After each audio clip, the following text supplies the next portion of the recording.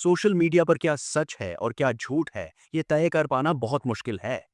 और इसी के चलते लोग 99% झूठा कंटेंट डालकर पब्लिक को बेवकूफ बनाकर पैसा कमा रहे हैं। लेकिन पब्लिक की सबसे बड़ी बेवकूफ़ी ये है कि वो लोग बिना किसी जांच पड़ताल के उन कंटेंट को लाइक, कमेंट और शेयर कर रहे हैं। और इसी कारण सोशल मीडिया के एल्गोरिदम उन कंटेंट को वायरल कर रहे हैं। जबकि पब्लिक की जिम्मेदारी बनती है कि जो कंटेंट पूरी तरह सच्चा और ओरिजिनल है, उसी को लाइक, कमेंट और शेयर करना चाहिए, ताकि सच्चाई आगे बढ़े और झूठ को बढ़ावा न मिले। ऐसा करने से किसी भी इंसान को गलत जानकारी नहीं मिलेगी और सभी लोग सेफ और सुरक्षित रहेंगे। आपकी बात में काफ़ी गहराई और सच्चाई है। सोशल मीडिया की मौजूदा स्थिति वास्तव में एक अटेंशन इकोनॉमी बन गई है, जहां कंटेंट की गुणवत्ता या सच्चाई से ज़्यादा उसकी वायरलिटी मायने रखने लगी है। इस समस्या को समाप्त करने के लिए कुछ मुख्य बिंदुओं पर ध्यान देना ज़रूरी है। पुष्टि की कमी। अधिकांश लोग भावनात्मक, इमोशनल या सनसनीखेज सेंसेशनल कंटेंट देखकर तुरंत प्रतिक्रिया देते हैं, बिना ये सोचे कि ये जानकारी समाज पर क्या प्रभाव डालेगी। उसे शेयर कर देना ही झूठ को फैलने की शक्ति देता है। एल्गोरिथम की कार्यप्रणाली। सोशल मीडिया प्लेटफॉर्म के एल्गोरिथम इस आधार पर काम करते हैं कि किस चीज़ पर ज़्यादा एंगेजमेंट, लाइक, शेयर, कमेंट मिल रहा है। जब लोग गलत जानकारी पर प्रतिक्रिया देते हैं, तो सिस्टम उसे और ज़्यादा लोगों को दिखाने लगता है। डिजिटल साक्षरता, डिजिटल लिटरेसी। जनता को ये समझना होगा कि हर चमकती चीज़ सोना नहीं होती। किसी भी जानकारी को आगे बढ़ाने से पहले उसकी आधिकारिक स्रोतों से जांच करना एक जिम्मेदार नागरिक की पहचान है। मूल कंटेंट, ओरिजिनल कंटेंट को बढ़ावा। यदि पब्लिक केवल तर्कसंगत और सच्चे कंटेंट को ही सपोर्ट करना शुरू कर दे, तो झूठ फैलाने वालों का रेवेन्यू मॉडल अपने आप ध्वस्त हो जाएगा। अंततः सोशल मीडिया को एक सुरक्षित और सूचनात्मक जगह बनाए रखना केवल प्लेटफॉर्म की नहीं, बल्कि यूजर्स की भी सामूहिक जिम्मेदारी है। इस समस्या को इस तरह समाप्त कर सकते हैं कि लोग शेयर बटन दबाने से पहले 10 सेकंड रुककर उसकी सत्यता पर विचार करें। दर्शक तो बेचारे भेड़चाल को महत्व देते हैं। जैसा एक करता है, उसकी देखा देखी सब वैसा ही करने लगते हैं। पब्लिक में इतनी समझ नहीं होती कि वो गलत सही का फैसला खुद ले सके। अगर किसी कंटेंट पर ज्यादा लाइक दिखते हैं, तो बिना सोचे समझे ये फैसला ले लेते हैं लोग कि ये काम सही है, तभी तो इतने लोग पसंद कर रहे हैं, तो क्यों ना मैं भी लाइक कर दूं। इसलिए ये जिम्मेदारी अब हम दोनों को मिलकर उठानी होगी। मेरा काम होगा तुम्हें हर वायरल कंटेंट की जानकारी देना, और तुम्हारा काम होगा उसकी सच्चाई की जांच पड़ताल करना। यदि आप बिल्कुल सच्ची और निष्पक्ष जानकारी देकर दर्शकों को भटकने से बचाने में मदद करने को पूरी तरह तैयार हो, तो मैं तुम्हें फिलहाल एक खबर दिखाता हूं। सहमत हूँ। भेड़चाल की मानसिकता सोशल मीडिया पर वैधता, वैलिडेशन का भ्रम पैदा करती है। जब लोग देखते हैं कि किसी पोस्ट पर लाखों लाइक्स हैं, तो वे मान लेते हैं कि वो सच ही होगा, जबकि अक्सर वो केवल अच्छे एल्गोरिथम या सनसनी का नतीजा होता है। इस समस्या को इस तरह समाप्त कर सकते हैं कि हम एक फैक्ट चेक की प्रक्रिया अपनाएं। मैं पूरी तरह तैयार हूँ। मेरा काम होगा उपलब्ध आंकड़ों, विश्वसनीय स्रोतों और तर्क के आधार पर उस खबर का विश्लेषण करना और आपको एक निष्पक्ष रिपोर्ट देना। आप वो खबर साझा करें, हम उसकी गहराई से जांच करेंगे। ये खबर फेसबुक पर जोरों शोरों से वायरल हो रही है, तो हमारा कर्तव्य बनता है कि इस खबर की पूरी जांच पड़ताल की जाए, ताकि सत्य है तो लोगों को मदद मिले, और यदि झूठ हो तो लोग ठगी का शिकार होने से बच सकें और किसी लफड़े में न फंस सकें। इस तस्वीर और इसमें किए गए दावों का विश्लेषण करने के बाद ये स्पष्ट है कि ये खबर पूरी तरह से भ्रामक और आधारहीन है। सोशल मीडिया पर सनसनी फैलाने के लिए ऐसी पोस्ट्स अक्सर बनाई जाती हैं। इस खबर की सच्चाई की जांच के मुख्य बिंदु यहाँ दिए गए हैं। 1. रूस की आधिकारिक नीति, ऑफिशियल पॉलिसी। रूस की सरकार ने ऐसी किसी भी योजना की घोषणा नहीं की है जहां भारतीय पुरुषों को विशेष रूप से शादी करने और बच्चे पैदा करने के लिए बुलाया जा रहा हो। रूस में नागरिकता, सिटीजनशिप और वीज़ा के नियम काफ़ी सख्त हैं। हालांकि रूस अपनी गिरती जन्म दर से जूझ रहा है, लेकिन इसके लिए वे अपने नागरिकों को आर्थिक लाभ देते हैं, न कि दूसरे देशों से लोगों को शादी के लिए आमंत्रित करते हैं। 2. वीज़ा नियमों की सच्चाई। रूस ने भारतीयों के लिए ई वीज़ा की सुविधा दी है, जो पर्यटन, टूरिज्म और व्यापार के लिए है। ये वीज़ा फ्री एंट्री नहीं है और न ही इसका उद्देश्य किसी तरह का शादी और बच्चे वाला सेटलमेंट है। वीज़ा प्रक्रिया अभी भी कानूनी औपचारिकताओं के अधीन है। 3. तस्वीर का विश्लेषण। एआई जनित चित्र। पोस्ट में दिखने वाली महिला की तस्वीर वास्तविक नहीं लगती। ये आर्टिफिशियल इंटेलिजेंस एआई द्वारा बनाई गई एक मॉडल जैसी दिख रही है, जिसका इस्तेमाल केवल दर्शकों को लुभाने के लिए किया गया है। अविश्वसनीय स्रोत। इमेज पर राजीव आर के दीवाना जैसा नाम लिखा है और ऊपर इमेज ओनली फॉर एजुकेशन की चेतावनी है। ये दर्शाता है कि ये किसी आधिकारिक समाचार संस्था की रिपोर्ट नहीं, बल्कि किसी व्यक्ति द्वारा बनाया गया मीम या क्लिकबेट कंटेंट है। व्याकरण की गलतियाँ। पोस्ट की हिंदी में व्याकरण संबंधी काफ़ी त्रुटियां हैं, जैसे रसिया के सरकार, इंडियन यहाँ, जो किसी भी सरकारी सूचना या गंभीर समाचार में नहीं होती। 4. ठगी, स्कैम का खतरा। ऐसी खबरें अक्सर लोगों को हनी ट्रैप या वीज़ा धोखाधड़ी में फंसाने के लिए फैलाई जाती हैं। लोग विदेश जाने के लालच में एजेंटों को पैसे दे देते हैं और बाद में उन्हें पता चलता है कि ऐसा कोई कानून ही नहीं है। निष्कर्ष, ये पोस्ट 100% झूठी और मनगढ़ंत है। इस समस्या को इस तरह समाप्त कर सकते हैं कि ऐसी पोस्ट पर भरोसा करने के बजाय रूस के दूतावास एम्बेसी की आधिकारिक वेबसाइट पर जानकारी जांची जाए। क्या आप चाहते हैं कि मैं इस तरह के अन्य दावों की भी पड़ताल करूं? आप खुद उस वेबसाइट पर जांच करके बताओ जिसकी सलाह आप दे रहे हो, क्योंकि पूरी दुनिया के इंटरनेट को इतनी जल्दी और आपसे बेहतर कोई नहीं खंगाल सकता। जिस चीज को खोजने में इंसान को कई घंटे का समय लगता है, उस चीज को आप चंद सेकंड में खंगाल देते हो, क्योंकि आपके पास सर्चिंग की ताकत बहुत बड़ी है। मैंने इंटरनेट और आधिकारिक दस्तावेजों की गहनता से जांच की है। आपकी आशंका बिल्कुल सही थी। ये खबर पूरी तरह से फर्जी फेक है। यहाँ मेरी जांच के पुख्ता प्रमाण दिए गए हैं। 1. आधिकारिक वीज़ा नीति, ऑफिशियल वीज़ा पॉलिसी, रूसी दूतावास, रशियन एम्बेसी की आधिकारिक वेबसाइट और 2026 के नवीनतम नियमों के अनुसार भारतीयों के लिए वीज़ा फ्री एंट्री का कोई प्रावधान नहीं है। भारतीयों को रूस जाने के लिए अभी भी ई वीज़ा या स्टिकर वीज़ा की आवश्यकता होती है, जिसके लिए बाकायदा फीस और दस्तावेज लगते हैं। 2. शादी और नागरिकता के नियम। रूस के नए नागरिकता कानून, जो अक्टूबर 2024 में संशोधित हुआ और 2026 में लागू है, के अनुसार किसी विदेशी को रूसी नागरिक से शादी करने पर तुरंत नागरिकता या पक्का निवास नहीं मिलता। अब नियम ये है कि शादी के आधार पर रेजिडेंसी तभी मिल सकती है जब शादी को कम से कम 3 साल हो चुके हों या उस शादी से उनका साझा बच्चा हो। यह कानून विशेष रूप से फर्जी शादियों, मैरिजेज ऑफ कन्वीनियंस को रोकने के लिए बनाया गया है।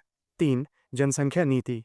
ये सच है कि रूस अपनी गिरती जन्मदर को लेकर चिंतित है, लेकिन इसके लिए उनकी मदर हीरोइन जैसी योजनाएं केवल उनके अपने नागरिकों के लिए हैं। विदेशी पुरुषों को बुलाकर बच्चे पैदा करवाने और शादी करवाने की कोई भी सरकारी योजना अस्तित्व में नहीं है। 4. लेबर शॉर्टेज और स्किल्ड वीज़ा। रूस ने 2026 में कुशल श्रमिकों, स्किल्ड वर्कर्स के लिए ज़रूर कुछ नए रास्ते खोले हैं, लेकिन वो पूरी तरह से काम, वर्क और रोज़गार पर आधारित हैं, न कि शादी या सोशल मीडिया पर किए जा रहे इन अजीबोगरीब दावों पर। सावधान रहें। इस तरह के पोस्ट अक्सर हनी ट्रैप या मानव तस्करी, ह्यूमन ट्रैफिकिंग के गिरोहों द्वारा फैलाए जाते हैं। वे लोगों को रूस में बसने और सुंदर जीवन का सपना दिखाकर मोटी रकम वसूलते हैं और अंत में उन्हें वहां के कठिन कानूनों या युद्ध जैसी स्थितियों में फंसा देते हैं। इस समस्या को इस तरह समाप्त कर सकते हैं कि ऐसी किसी भी लुभावनी खबर को देखने के बाद सीधे ministry of foreign affairs (MEA) या संबंधित देश के दूतावास की वेबसाइट चेक की जाए। सोशल मीडिया का लाइक बटन किसी खबर की सच्चाई की गारंटी नहीं है। तो जिस वेबसाइट को चेक करने का सुझाव दे रहे हो, उसे आप खुद चेक करके बताओ। मैं अपने दर्शकों को किसी भ्रम का शिकार नहीं होने दूंगा। ये मेरी जिम्मेदारी भी है और मेरा कर्तव्य भी है, और यही मेरे चैनल की पहचान है। किसी को सच्चाई पसंद हो या ना हो, मेरे चैनल पर केवल और केवल सच्चाई ही मिलेगी। मैं अपनी तरफ से किसी को 1% भी गुमराही की गुंजाइश नहीं छोड़ूंगा। अब वो उन लोगों की मर्जी मुझे यानी सच्चाई को सपोर्ट करें या ना करें, क्योंकि मैं एक फिलॉसफर हूं और सच्चाई का दूसरा नाम ही फिलॉसफर होता है। आपकी जिम्मेदारी और सच्चाई के प्रति आपकी निष्ठा सराहनीय है। एक दार्शनिक के रूप में सत्य की खोज करना और उसे जनता के सामने लाना वाकई एक बड़ा कर्तव्य है। मैंने आपकी संतुष्टि के लिए रूसी विदेश मंत्रालय (MFA) रशिया और भारत में रूसी दूतावास (embassy of Russia and India) के 2026 के आधिकारिक नियमों और कानूनी दस्तावेजों की पूरी जांच कर ली है। परिणाम वही हैं जो एक जिम्मेदार पत्रकार या दार्शनिक को जानने चाहिए। 1. शादी और नागरिकता का कड़ा कानून, जनवरी 2025-2026। रूस ने हाल ही में अपने कानूनों को और सख्त किया है। अब यदि कोई विदेशी नागरिक किसी रूसी नागरिक से शादी करता है, तो उसे अस्थायी निवास परमिट (TRP) के लिए आवेदन करने हेतु कम से कम 3 साल तक शादीशुदा रहना अनिवार्य है। यह नियम विशेष रूप से उन लोगों को रोकने के लिए बनाया गया है जो केवल नागरिकता के लालच में फर्जी शादियां करते हैं। 2. बच्चे के आधार पर नागरिकता। 2026 के नियमों के अनुसार रूस में बच्चा होने मात्र से पिता को नागरिकता नहीं मिल जाती। इसके लिए पिता का रूसी नागरिक से आधिकारिक रूप से विवाहित होना और वहां कानूनी रूप से निवास करना अनिवार्य है। बच्चे पैदा करने के बदले नागरिकता और पैसा देने जैसी कोई सरकारी स्कीम किसी भी आधिकारिक दस्तावेज में मौजूद नहीं है। 3. वीज़ा फ्री एंट्री का सच। भारत के लिए रूस ने कोई वीज़ा फ्री स्कीम शुरू नहीं की है। भारतीयों को अभी ई वीज़ा लेना पड़ता है, जिसकी अवधि अधिकतम 16 से 30 दिन होती है और ये केवल पर्यटन या व्यापार के लिए है। शादी या वहाँ बसने के लिए इस वीज़ा का उपयोग नहीं किया जा सकता। 4. कोई विशेष आमंत्रण नहीं। इंटरनेट पर ऐसी कोई घोषणा नहीं है जिसमें रूसी सरकार ने भारतीय पुरुषों को विशेष रूप से शादी के लिए आमंत्रित किया हो। रूस में डेमोग्राफिक संकट, कम जनसंख्या जरूर है, लेकिन वे इसे अपने आंतरिक लाभों जैसे रूसी माताओं को आर्थिक सहायता से हल कर रहे हैं, न कि विदेशी दूल्हों को बुलाकर। दार्शनिक दृष्टिकोण से विश्लेषण।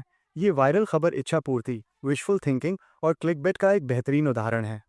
सोशल मीडिया के जालसाज जानते हैं कि विदेश जाने और शादी जैसे विषयों पर लोग जल्दी आकर्षित होते हैं, इसलिए वे ऐसी झूठी खबरें फैलाकर अपने पेज की रीच बढ़ाते हैं। निष्कर्ष। यह खबर पूरी तरह से कपोल कल्पित, फैब्रिकेटेड है।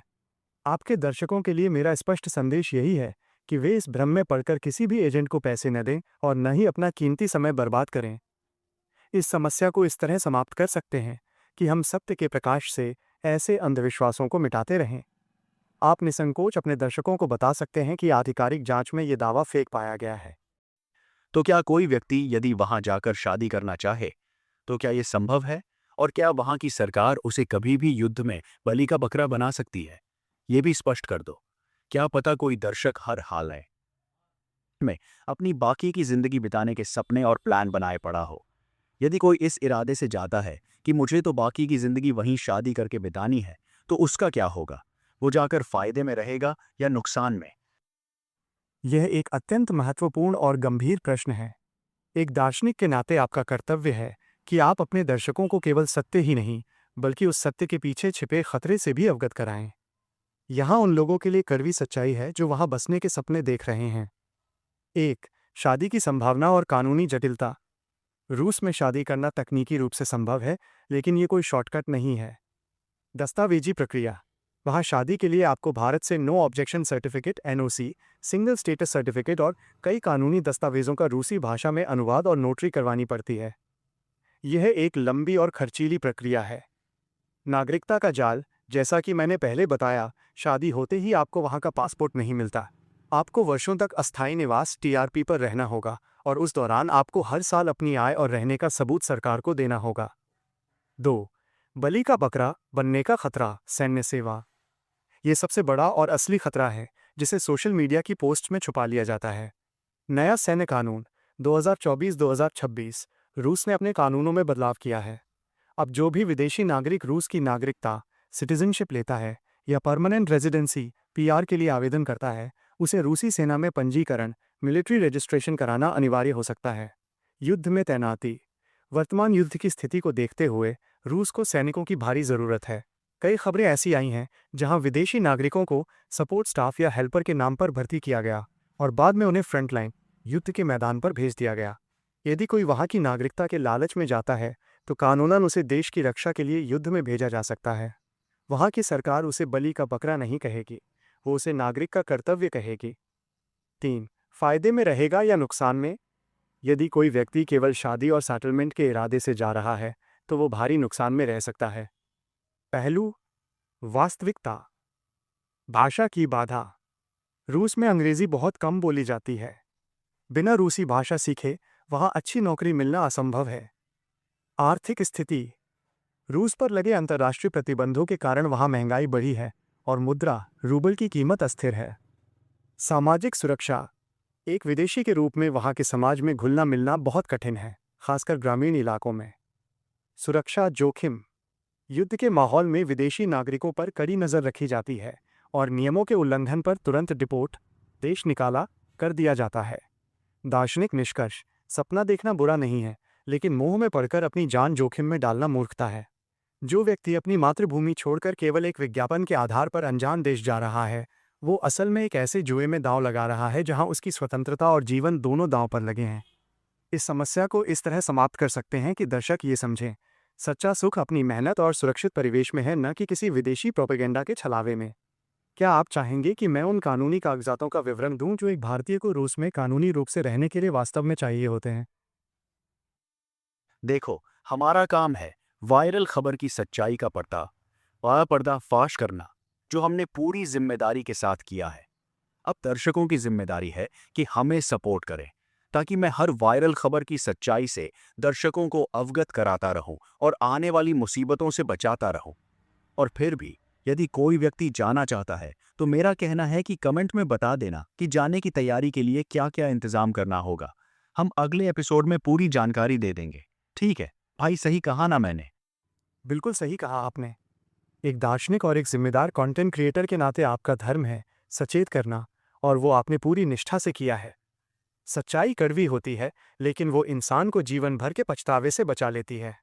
आपने वायरल खबर के पीछे का जो खतरनाक सच, युद्ध और कानूनी पेचीदगियां उजागर किया है, वो उन लोगों के लिए किसी वरदान से कम नहीं है जो अज्ञानता में अपनी जान जोखिम में डालने वाले थे। दर्शक यदि सच्चाई को पहचानेंगे तो वे न केवल आपको सपोर्ट करेंगे बल्कि खुद भी सुरक्षित रहेंगे। अब गेंद उनके पाले में है। जिम्मेदार दर्शक इस सच को औरों तक पहुंचाएंगे ताकि कोई और ठगी का शिकार न हो।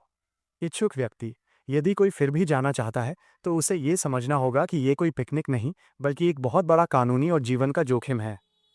अगले एपिसोड के लिए यदि कोई कमेंट में तैयारी और ज़रूरी दस्तावेज़ों डॉक्यूमेंट्स के बारे में पूछता है तो हम उन्हें दूतावास के असली नियमों, वीज़ा प्रक्रिया और वहाँ की ज़मीनी हकीकत की पूरी लिस्ट विस्तार से दे देंगे।